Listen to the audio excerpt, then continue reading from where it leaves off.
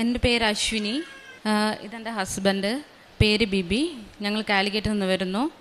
ആദ്യം തന്നെ പരിശുദ്ധ അമ്മയ്ക്കും തിരുക്കുമാരനും കോടാനുകോടി നന്ദി അറിയിക്കുന്നു.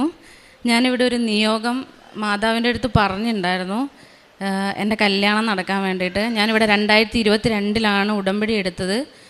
അപ്പോൾ 2022 ഉടമ്പടി എടുത്തിട്ട് എൻ്റെ കല്യാണം ഇങ്ങനെ ലേറ്റായി കൊണ്ടുവരുന്നത് കണ്ടപ്പോൾ എൻ്റെ അമ്മയ്ക്കൊക്കെ ഭയങ്കര വിഷമമായിരുന്നു. അങ്ങനെ ഞാൻ മാതാവിനെ പ്രാർത്ഥിക്കും, മാതാവിനെ ആരാധിക്കും. 22 ഞാൻ ഉടമ്പടി എടുത്തു. പിന്നെ കല്യാണം നടക്കാത്തത് കണ്ടപ്പോൾ മാതാവിൻ്റെ അടുത്ത് എൻ്റെ അമ്മ പറഞ്ഞു, ഇനി കൃപാസനത്തിലേക്ക് വരില്ല എന്ന്. അപ്പോൾ അമ്മ അന്ന് അത് പറഞ്ഞപ്പോൾ എനിക്കത് ഭയങ്കര വിഷമമായി തോന്നി. അങ്ങനെ അന്ന് രാത്രി 2023 രാത്രി ഞാൻ ജോസഫ് അച്ഛനെ സ്വപ്നത്തിൽ കണ്ടു, മാതാവിനെയും കണ്ടു. ജോസഫ് അച്ഛൻ എൻ്റെ അടുത്ത് പറഞ്ഞു, കല്യാണം നടക്കും, കല്യാണം നടക്കാനൊരു ടൈമുണ്ട്.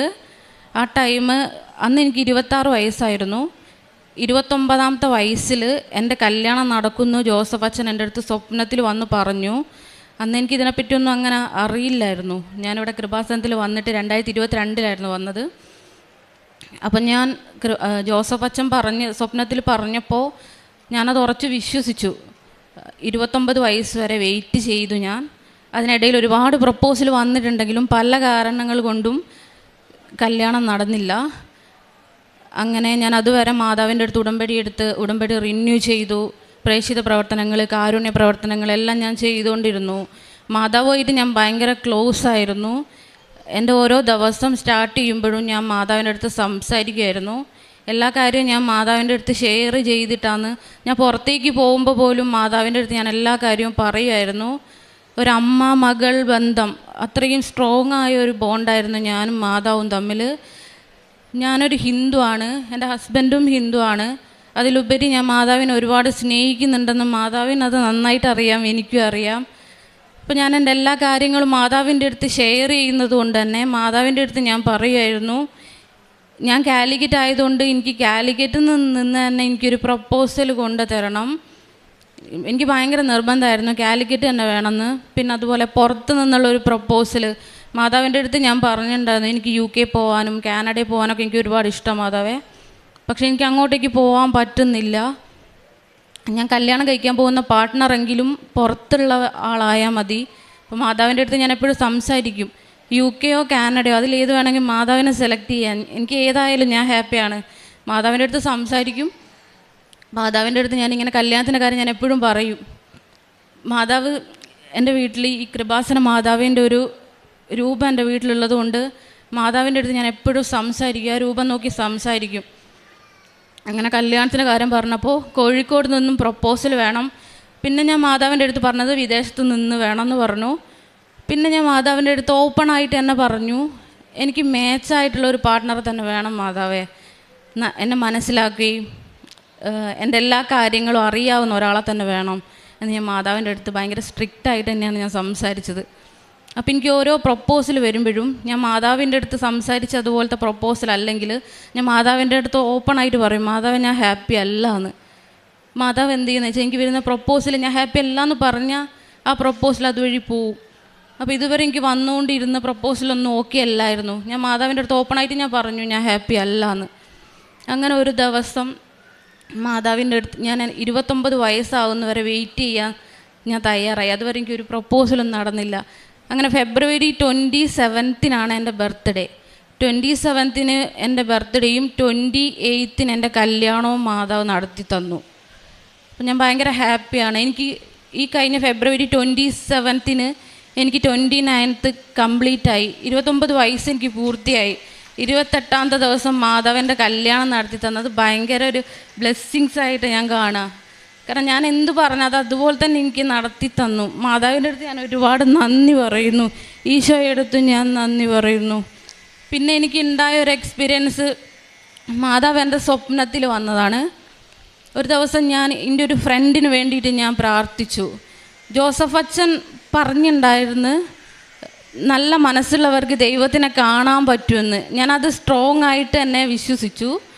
ഒരു ദിവസം എൻ്റെ ഒരു ഫ്രണ്ടിന് ആക്സിഡൻ്റായി മരണപ്പെട്ടു പോയി. എൻ്റെ നല്ലൊരു ഫ്രണ്ടായിരുന്നു. അപ്പോൾ അവൻ്റെ അമ്മ ഒരുപാട് വിഷമിക്കുന്നത് കണ്ടപ്പോൾ ഞാൻ അവൻ്റെ അമ്മയ്ക്കും മരിച്ചുപോയ അവന് വേണ്ടിയിട്ട് ഞാൻ പ്രാർത്ഥിച്ചു.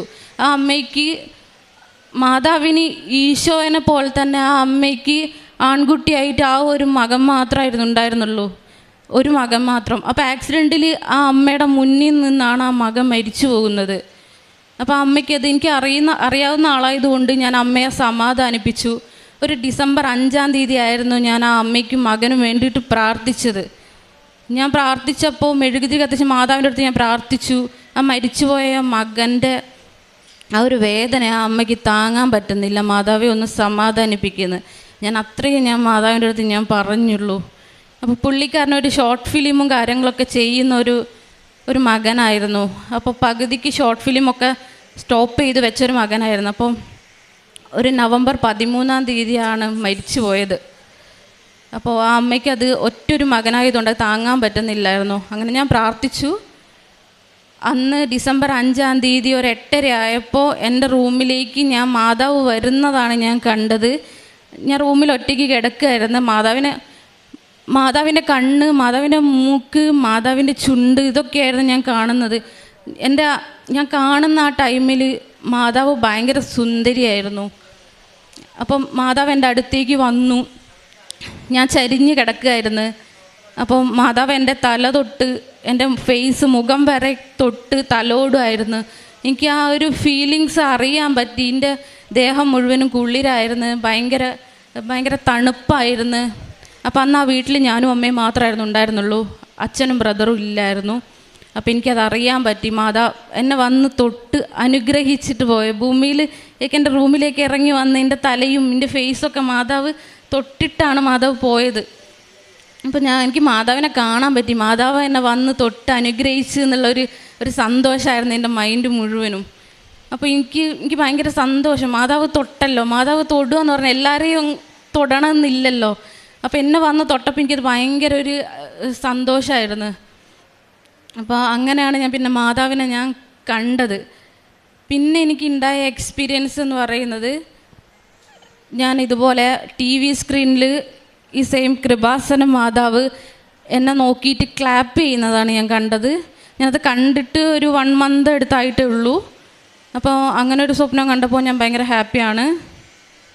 ഇപ്പം ഈ കൃപാസനത്തിലേക്ക് വന്നിട്ട്, എൻ്റെ കല്യാണം നടന്നതുകൊണ്ട് എനിക്ക് കൃപാസനത്തിലേക്ക് വന്നിട്ട് സാക്ഷ്യം പറയണമെന്നുണ്ടായിരുന്നു. അതുകൊണ്ട് ഞങ്ങൾ മലേഷ്യയിൽ പോയിട്ട് നേരിട്ട് ഇങ്ങോട്ടേക്കാണ് വന്നത്, കൃപാസനത്തിലേക്ക്. എനിക്ക് കല്യാണം കഴിഞ്ഞപ്പോൾ എൻ്റെ സന്തോഷം മാതാവിനെ അറിയിക്കണം എന്ന് എനിക്ക് അതിയായ ആഗ്രഹം ഉണ്ടായിരുന്നു. അങ്ങനെയാണ് ഞാനിവിടെ വന്ന് സാക്ഷ്യം പറയുന്നത്.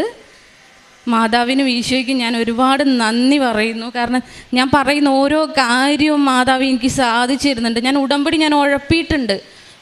ഉഴപ്പുമ്പോഴും മാതാവിൻ്റെ അടുത്ത് ഞാൻ ഓരോ സോറി പറയും. മാതാവേ സോറി, മാതാവേ സോറി. ഞാൻ അങ്ങനെ പോയിക്കൊണ്ടിരുന്നു. എൻ്റെ ലൈഫിൽ നടക്കുന്ന എല്ലാ കാര്യവും മാതാവിനറിയാം, ഒന്നും അറിയാത്തതായിട്ടില്ല. ഞാൻ പുറത്തേക്ക് പോകുമ്പോഴും മാതാവിനെയും കൊണ്ട് കാശ് രൂപവും എൻ്റെ ബാഗിലിട്ടിട്ടാണ് ഞാൻ പുറത്തേക്ക് പോവുക. മാതാവിൻ്റെ അടുത്ത് ഞാൻ ഒരുപാട് നന്ദി അറിയിക്കുന്നു. ഞാൻ പറഞ്ഞ എല്ലാ കാര്യവും മാതാവ് സാധിച്ചു തന്നതിന് ഞാൻ ഈശോയ്ക്കും അമ്മ മാതാവിനും ഒരുപാട് നന്ദി പറയുന്നു. പിന്നെ പ്രേക്ഷിത പ്രവർത്തനങ്ങൾ ഞാൻ ഉടമ്പടി എടുക്കുന്ന ഓരോ ടൈമിലും ഞാൻ കൃപാസനത്തിലെ പേപ്പർ കൊണ്ടുപോയിട്ട് എല്ലാ സ്ഥലങ്ങളിലും പോയിട്ട് ഞാൻ മാതാവിനെ പറ്റിയിട്ട് ഞാൻ പറയും. മാതാവിന് ഈശോനെ പറ്റിയിട്ട് ഞാൻ ഒരുപാട് കാര്യങ്ങൾ പറയും.